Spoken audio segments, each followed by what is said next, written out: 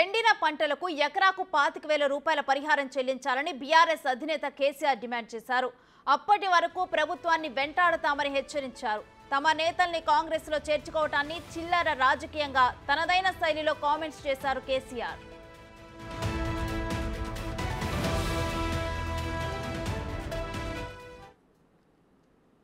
ఇలా 25,000 రూపాయలు నష్టపరిహారం ప్రతి రైతుకు ప్రతి ఎకరాకు చెల్లించాలి.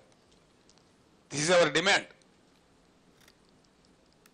చేసేంత వరకు మిమ్మల్ని వేటాడతాం, వెంటాడతాం, ధర్నాలు చేస్తాం, నిద్రపోనీయం. ఎక్కడికక్కడ మీ మంత్రులను, మీ ఎమ్మెల్యేలను నిలదీస్తాం. గ్రామాలలో ప్రజాస్వామ్యంలో డెఫినెట్గా అడిగే హక్కు మాకు ఉంటుంది. కాబట్టి ప్రధాన ప్రతిపక్ష పార్టీగా ప్రజల పక్షాన మాకు ప్రజలు ఇచ్చిన పాత్ర అదే. కాబట్టి మేమది న్యాయం చేయాలి. వాళ్ళ గొంతే మేము ఇవ్వాలి. ఈ రాష్ట్రంలో ప్రధాన ప్రతిపక్ష 39 ఎమ్మెల్యేలను గెలిపించి మేమేం రౌట్ కాలే. ఈ రాష్ట్రంలో మీరు ఒక్కరినో ఇద్దరినో కుక్కలను నక్కలను గుంజుకొని ఓహో ఆహా అని సంఖ్యలు గుద్దుకోవచ్చు. అది చాలా చిల్లర, చీప్ టాక్టిక్స్. అది it's a cheap political stunt which is uncared. ప్రజా సమస్యల ముందు, ప్రజల యొక్క బాధ ముందు, ఎండిన పంట పొలాల ముందు ఈ చిల్లర రాజకీయాలు కాదు. ఇవి నడుస్తూనే ఉంటాయి. దీనికి పెద్ద ఇష్యూ కాదు. కానీ ఎండిన ప్రతి ఎకరాను మీరు వెంటనే ఎన్యూమరేట్ చేయించాలి. మా బీఆర్ఎస్ దళాలు తిరుగుతున్నాయి. మేము ఎన్యూమరేట్ చేస్తూ ఉన్నాం. మా మంత్రులు, మా మాజీ మంత్రులు, ఎమ్మెల్యేలు, ఎంపీలు ఉన్నోళ్ళంతా మా ఎమ్మెల్సీలు తిరుగుతూ ఉన్నారు. ఖచ్చితంగా తీస్తాం, లెక్కలు పెడతాం, మిమ్మల్ని బజార్లకు ఈడిస్తాం.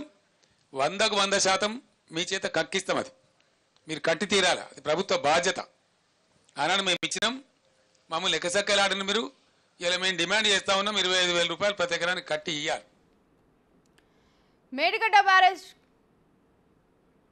మేడిగడ్డ బ్యారేజ్ కుంగటం పైన కేసీఆర్ స్పందించారు. నాగార్జున సాగర్ సహా చాలా ప్రాజెక్టులో సమస్యలు వచ్చాయని, రిపేర్లు చేసి బాగు చేసినట్లుగా చెప్పుకొచ్చారు. ఏముందని దానిలో ఏం ప్రపంచం మునిగిపోయినది.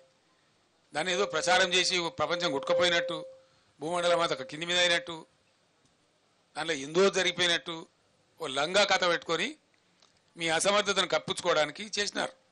పోయే నీళ్ళని వృధాయిదులు పెట్టినారు. మొన్నటి వరకు విచిత్రం ఏంటంటే మొన్నటి వరకు కూడా 6,000, 7,000, 8,000 క్యూసెక్లు పోయినాయి. సింగిల్ మోటార్ నడిపి కూడా కాలువలు నడిపించచ్చు, నీళ్ళు నడపచ్చు, బ్రహ్మాండంగా నడపండచ్చు. అద్భుతంగా నీళ్ళు ఎత్తే అవకాశం ఉండే. డిసెంబర్లో మంచి నీళ్ళు పోతాయి. వీళ్ళు గవర్నమెంట్కి వచ్చే టైంలో 25,000, 30,000 క్యూసెక్ల నీళ్ళు పోతూ ఉంటాయి. ఏమైంది దాన్ని ఎత్తడానికి నాకు అర్థం కాదు. తీయమా? ఎమర్జెన్సీ ఉంటుంది తీయమా? పైన ఉన్నటువంటి బ్యారేజ్లలో నీళ్లు ఏదో తమాషా కోసం వదిలిపెట్టి ఫోటోలు తీసి, వీడియోలు తీసి అదే మొత్తం కథమే అయిపోయిందని ఓ లంగా ప్రచారం చేసి ఏమున్నదని తోకుంటుందా? నిన్న కూలిపోయిందో బ్రిడ్జి అన్నాం కడతా ఉంటే ఉత్తరప్రదేశ్లో, బీహార్లో జరుగుతుంది. నిర్మాణం చేస్తే దానికి జరుగుతుంది.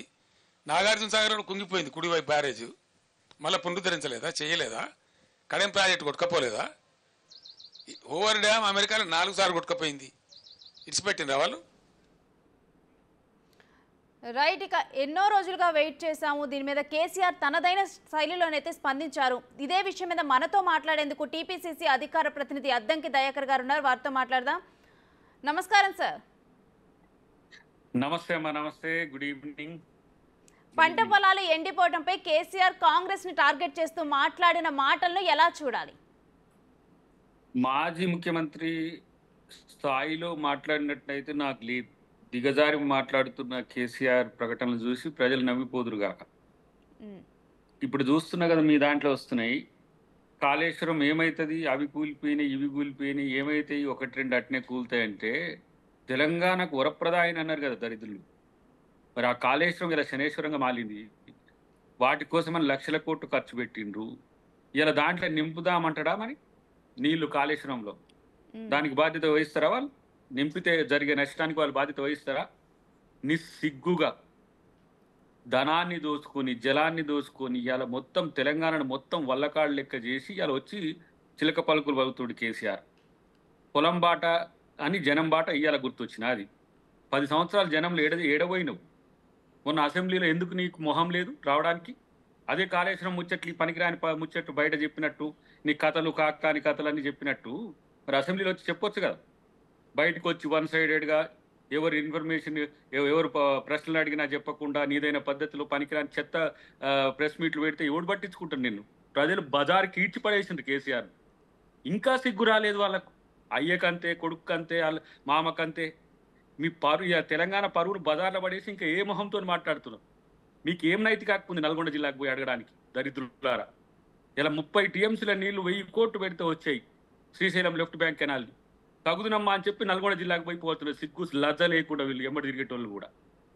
మీకు కనీసం ఏమైనా రాజధర్మం తెలిసిందా మీకు? ఒక్క చుక్క నీళ్లు నల్గొండ జిల్లాకు రాయాలి. ఇవాళ పోయి అక్కడ ఈయన శిలక పలుకులు పలుకుతా ఉన్నాడు కేసీఆర్. సిగ్గుండాలి మాట్లాడటానికి కూడా. నల్గొండ జిల్లాలో నీ పరువు మొత్తం బజార్లకు ఇవాళ పడేసిండ్రు జనం. కాబట్టే ఇలా వచ్చి రాజకీయ ఉనికి కోసం ఇలా మేము కూడా ఉన్నామని చెప్పుకోవడానికి. కనీసం మాజీ ముఖ్యమంత్రి అయిన వారికి చరిత్ర తెలవాలి. 80,000 పుస్తకాలు చదివి అంటారు కదా. ప్రతి 20 సంవత్సరాలకు తెలంగాణలో కాదు సౌత్ ఇండియాలో ఒక కరువు వస్తుంది.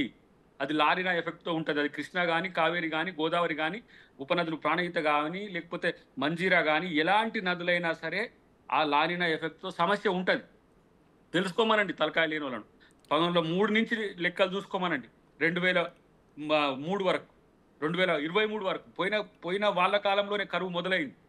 ఇలా ఇంత కష్టాలు పడి డబ్బులు దోచుకున్నా మేము అప్పులు తెచ్చి ప్రజలకు, రైతులకు రైతు భరోసా ఇస్తూ, నీళ్ళనిస్తూ, కరెంటునిస్తూ ఉంటే 2-3 సంఘటనలు ఫ్రేమ్ చేసేసి వాళ్ళ దగ్గరికి పోయి ఇవన్నీ కథలు చేస్తున్నారు. ఇదంతా నాటకాలు ఒకటి నేర్చింది కొత్తగా. ఎందుకు? ఎంపీ ఎలక్షన్ లేకపోతే కేసీఆర్ అంటే బయటకు వచ్చినా ఇప్పుడు హాయిగా ఇంట వండుకొని కారు ఇరిగిందో, చెయ్యి ఇరిగిందో, ముక్కు ఇరిగిందో అని చెప్పుకుంటే కూర్చుంటే ఉండేటోడు. కాబట్టి ఇలాంటి పనికిరాని చెత్త ఇంకా బంద్ చేసుకుంటే మంచిది. మాజీ ముఖ్యమంత్రిగా మీరు ఏమైనా అబ్జర్వేషన్స్ ఉంటే మా దృష్టికి తీసుకురండి. నీకు రావడానికి మొహం లేకపోతే ఎవరిని ఒకరు పంపిస్తే సీఎంఓకి పంపిస్తే మేము ఎక్కడ ఎలాంటి మీరు సూచనలు చేసినా తీసుకుంటాం. ప్రతిపక్ష నాయకునిగా అసెంబ్లీకి రావడానికి చేత కాదు కానీ చెత్త ప్రసంగాలు చేసుకోవడానికి తిరుగుతాడు ఈయన. ఇదేనా నీ రాజకీయం? ఇదేనా తెలంగాణ పట్ల నీకున్నది? తెలంగాణ నీకు అడిగే హక్కు ఎక్కడుంది? తెలంగాణ పరువును బజార్లో పడేసి నువ్వు నీ కుటుంబం మొత్తం కలిసి సారాల ఒకళ్ళు, నీళ్ళలో ఒకళ్ళు, చదువుల ఒకళ్ళు అన్ని రకాలుగా నాశనం చేస్తారు. ఇంకేం ఉన్నదని ఇంక మిగిలిందని మీరు ఇక్కడికి వచ్చి మాట్లాడడానికి. ఇలా నేను అంటున్న ఒక మాట, కేసీఆర్ అసెంబ్లీకి ఎందుకు వచ్చి ఇవన్నీ మాట్లాడలేదు? కేసీఆర్కి తెలియదా ముందస్తుగా కరువుకు సంబంధించిన అంశాలు వస్తాయని? మీ దరిద్రపు ఆలోచనల వల్ల ఇలా దాదాపు 1 కోటి ఎకరాలు ఉంటే 90 లక్షల ఎకరాలు ఇలా వరి వేసుకునే స్థితికే వచ్చిన రైతు. నీళ్ళు ఇస్తున్నా అని. అంతర్గత పంటలు లేకపోతే వ్యాపార పంటలు, ఇతరత్ర సదుపాయాలు కల్పించాల్సిన ప్రభుత్వం ఏ కరువు పెట్టి వరినే వేయించే వరకు రైతు వరినే చేయడం ఇలా మొదలయ్యాయి. వరికి నీటి కావాలి. 2023లో పంట నష్టం ఎంత అయిందో చూడమనండి ఒకసారి. కాబట్టి ఇవన్నీ కూడా మనకు నోరుంది కదా, బయటకు వచ్చినాం కదా అని ఇష్టం వచ్చినట్టు మాట్లాడితే అది ఎవరు కూడా పట్టించుకోరు. నేను అంటున్నా, ఈరోజు మీ అబ్జర్వేషన్స్ ఏమున్నాయో ఇవ్వండి. హౌస్కు నోట్ ఇవ్వండి, లేకపోతే స్పీకర్ గారికి ఇవ్వండి, లేదు మీకు ముఖ్యమంత్రి కార్యాలయానికి ఇవ్వండి, తుమ్మల నాగేశ్వరరావు గారికి ఇవ్వండి రిపోర్ట్. ఊకనే బజార్లో పడి మేము నిరసనలు చేస్తాం, ధర్నాలు చేస్తాం. మీ వల్లనే ఇది దరిద్రం దాపురించింది. ఇలా ప్రజలకు ఏం చేయాలంటే కూడా డబ్బులు లేని పరిస్థితి. 1,00,000 కోట్ల 6 లక్షల కోట్ల పైసలకి ఇలా అప్పులు చేసి పెట్టిండ్రు. ఏది తెచ్చుకోవాలన్న ఇప్పుడు కర్ణాటకలో నీటికి కటకట ఉన్నది. కర్ణాటకలో కనీసం కన్నీళ్లు మింగుతున్నారు రైతులు. అక్కడ ప్రభుత్వం ఏం చేస్తున్నది?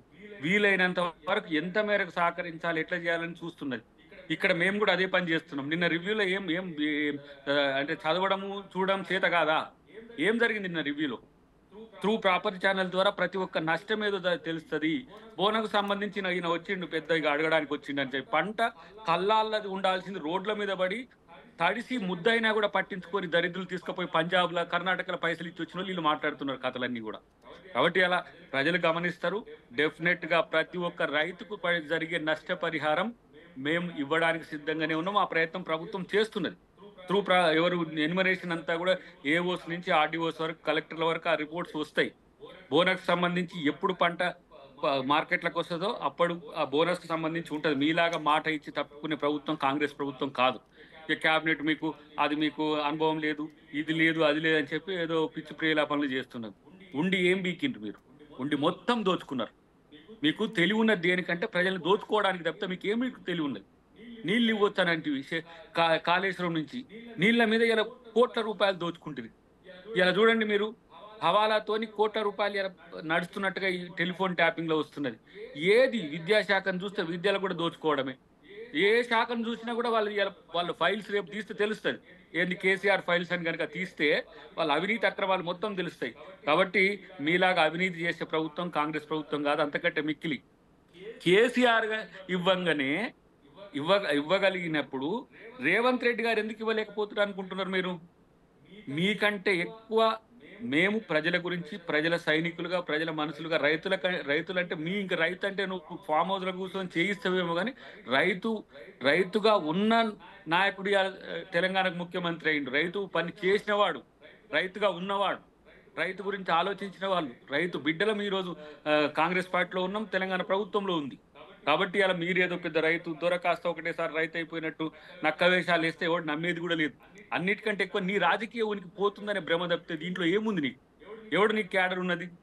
ఇంతమంది ఎందుకు ఇప్పుడు మిమ్మల్ని దాటిపోయినరు? ఇలా 39 సీట్లు వచ్చినాయి. వచ్చినాయి? నీ 39 సీట్లు ఎక్కడ వచ్చినాయి, ఏడబోతున్నాయి చూస్తున్నావు కదా. ఒక్కొక్కరు గేట్లు తెరిస్తే ఇప్పుడు కాళేశ్వరం గేట్లు తెరిస్తే నీళ్లు పోయినట్టు అట్లా వచ్చేస్తున్నారు. నీ మీద నమ్మకమే లేదు ప్రజలకు, అయితే దయాకర్ గారు నాయకులకే లేదు, నీతో కలిసి లేరు.